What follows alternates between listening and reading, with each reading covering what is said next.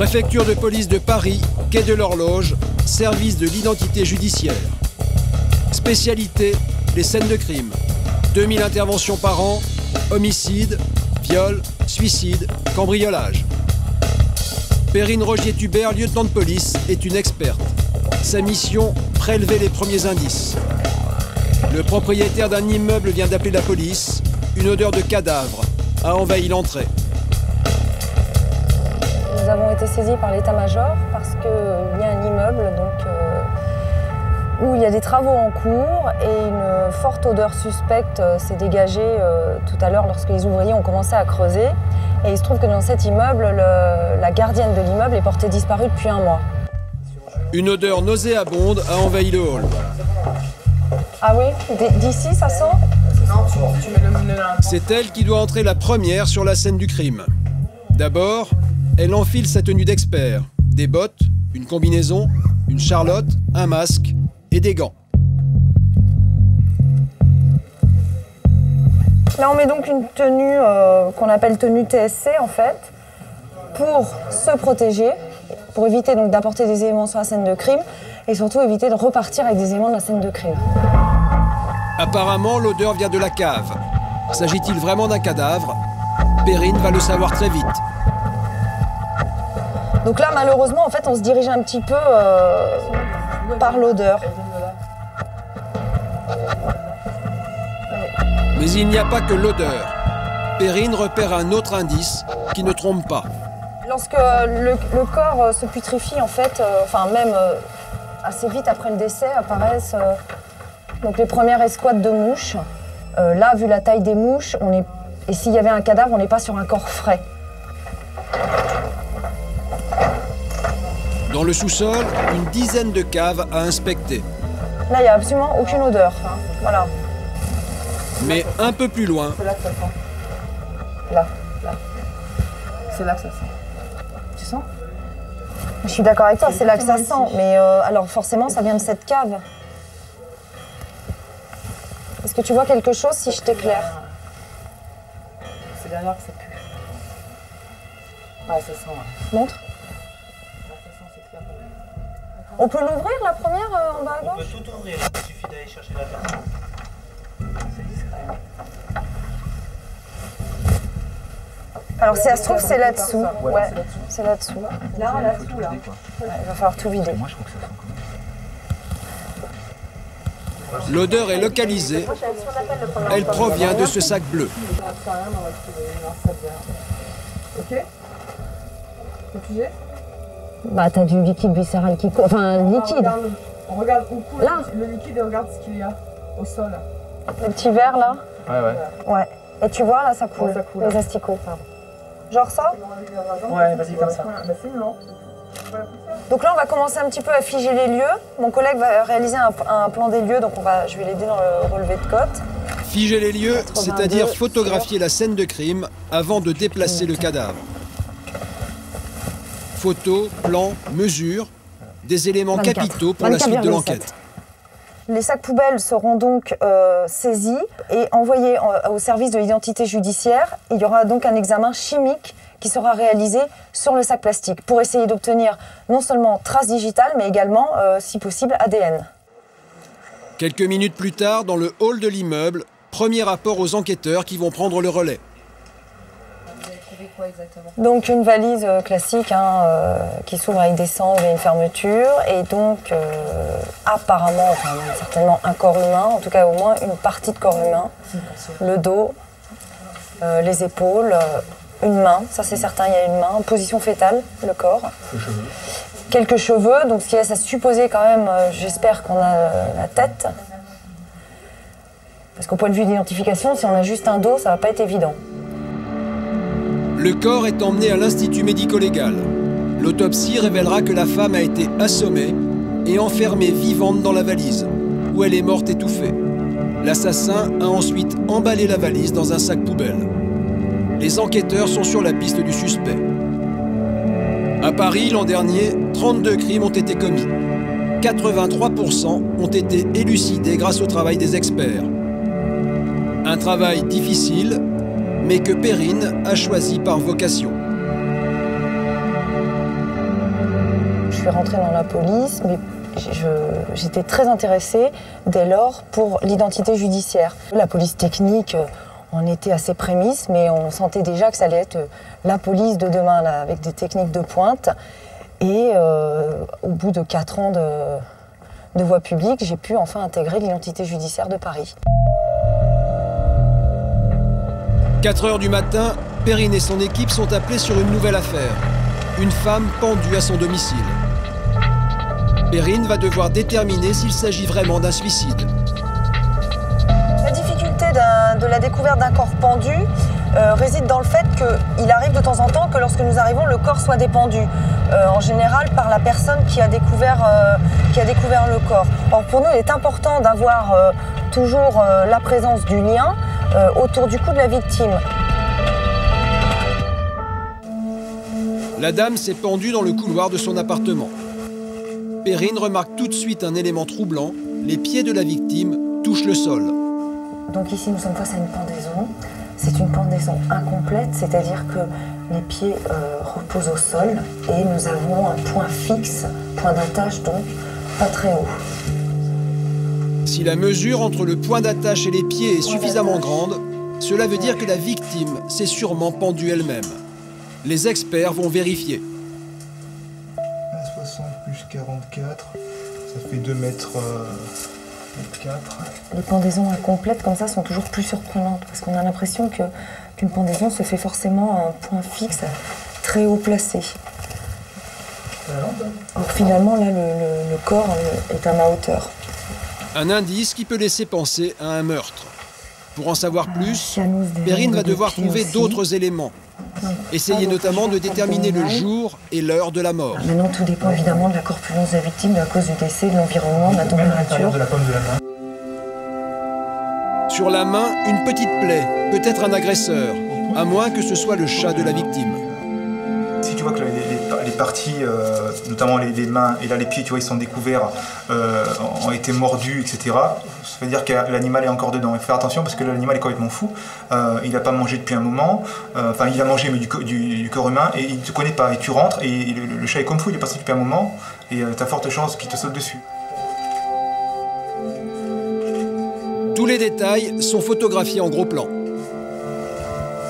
vois, ce qui est important, c'est le point fixe. Dans la cuisine, des traces de sang intriguent les enquêteurs. Ça, c'est du sang, ça. Pour moi, c'est du sang. Donc, je fais un prélèvement. Donc, pour cela, je prends un écouvillon.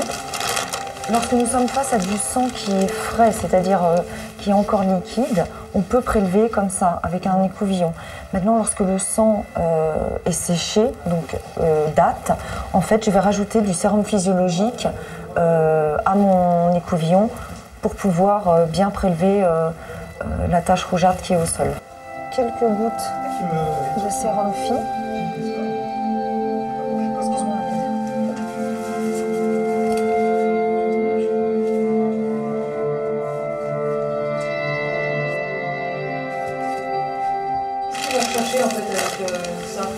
Alors déjà, vérifier s'il s'agit bien de sang. Ensuite, s'il s'agit bien de sang humain.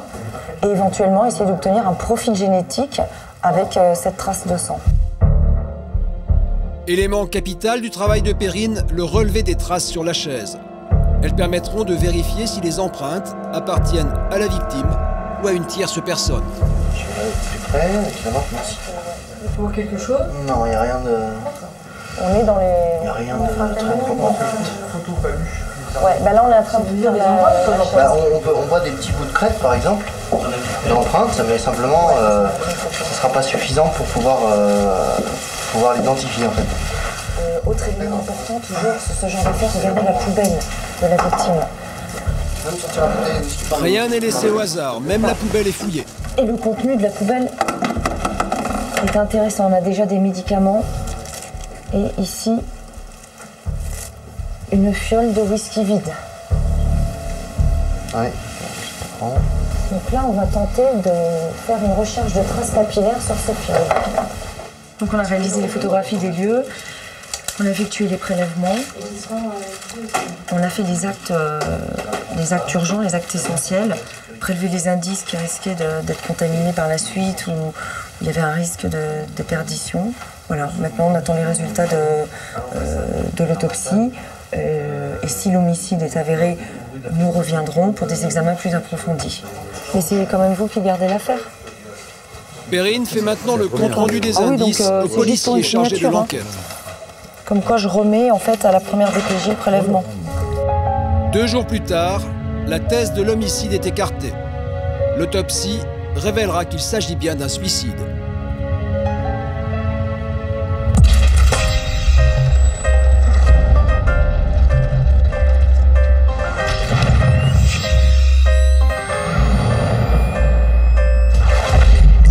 22h45, commissariat du 11e arrondissement de Paris. Les équipes de nuit vont prendre leur service. Chauffeur Alpha Boulbin, présent fonctionnaire Grégoire, équipage du son. Laurent, Cyril et François-Xavier forment l'équipage du fourgon police secours.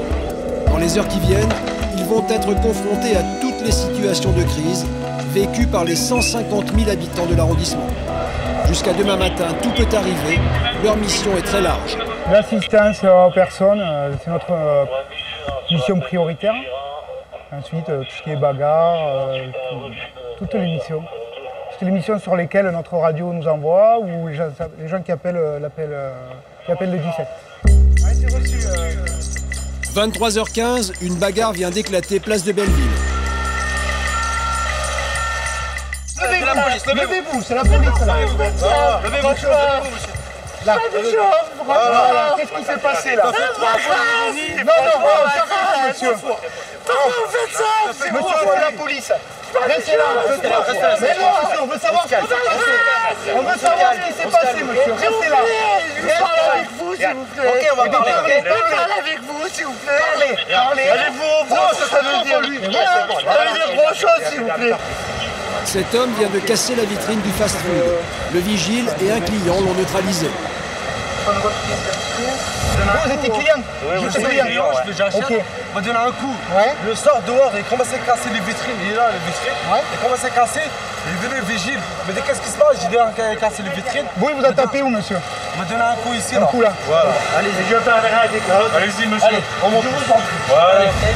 Pendant ce temps, Cyril essaie de connaître l'identité de la personne Moi, interpellée. j'ai fait des mathématiques. Je connais la logique. Je comprends ce quoi l'autre et je respecte les flics. Vous êtes flic, monsieur. Vous faites votre... Visiblement, l'homme est en état d'ébriété. Votre nom, c'est quoi? On est d'accord. Comme amour, on est d'accord. Deux ailes. Deuxième, le. Ouais. L'aile, on va dire. L'aile gauche ou l'aile droite. Bon, monsieur, vous voulez déposer plainte ou pas? Pour le vol, pour les violences? Je veux pas me poser plainte, cousin. Allez, bonne soirée. Est-ce que ça arrive souvent? Ouais, ça arrive très souvent. Je ne sais pas pourquoi, dû à l'alcool, on ne sait pas pourquoi ils n'ont pas envie de déposer plainte. Des fois oui, des fois non.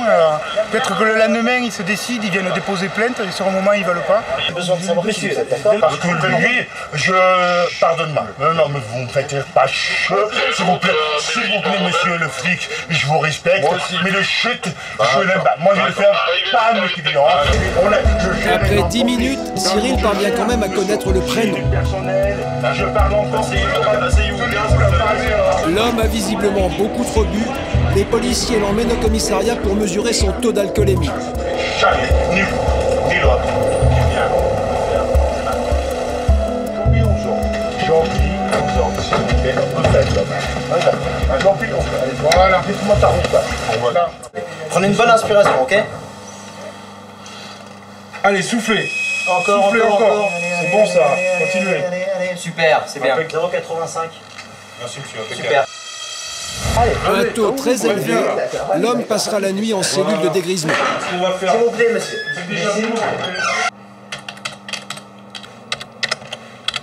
Pratiquement à la nuit, je pense qu'il y a au moins 80-90% des interventions où l'alcool est pour quelque chose.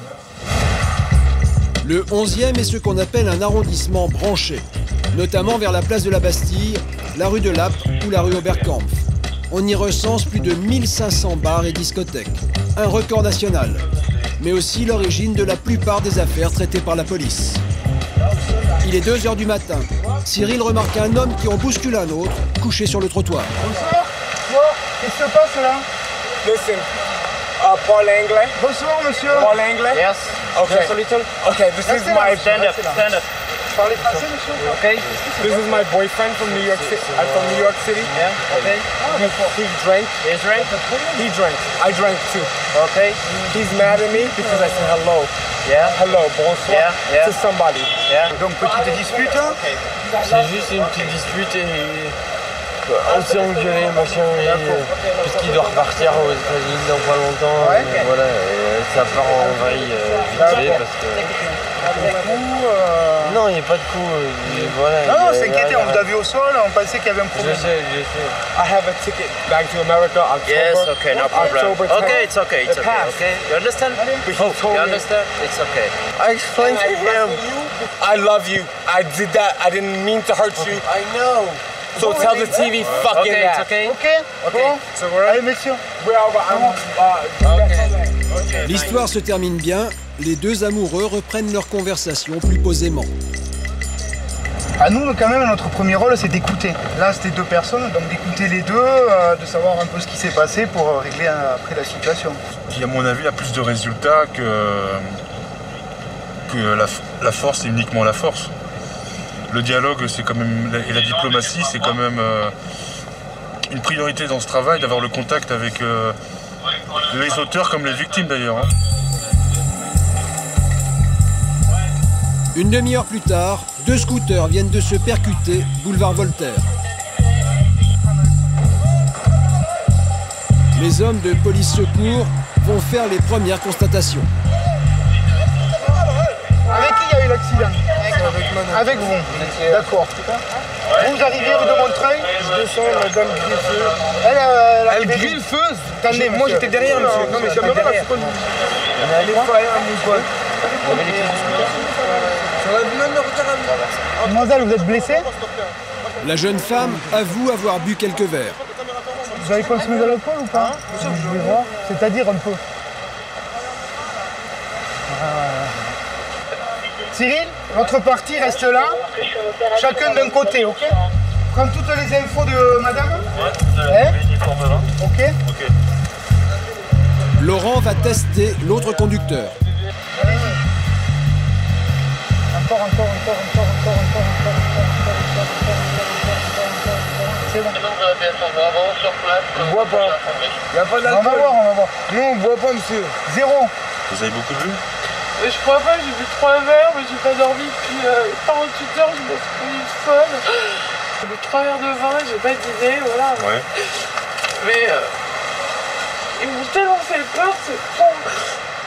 Ils m'ont pris les clés, ils m'ont empêché de bouger, de partir. Mais j'ai dit, je pars pas, quoi. J'accepte, je voulais même l'emmener à l'hôpital. Oh, le pot, il tient plus. Le rétro. Le pot. Oh, le pot. Le frein. Monsieur, regardez comme ça, vous dites pas comment. Regardez. Ah, mais on a vu. Monsieur, Ça à cause de l'alcool. Ouais, tout ça. Son alcool là. À cause, sous l'emprise de l'alcool. Arrêtez de crier. Tout ça, Bah ouais. Vas-y, arrêtez de crier, L'alcool, c'est pire que le shit. Oh, Hein. le frein à air, bah ouais. Plus de peur que de mal, les jeunes rentrent chez eux. Les policiers emmènent la jeune femme au commissariat pour mesurer son taux d'alcoolémie. S'il est au-dessus de 0,40 g, cela constitue un délit et la jeune femme restera en garde à vue.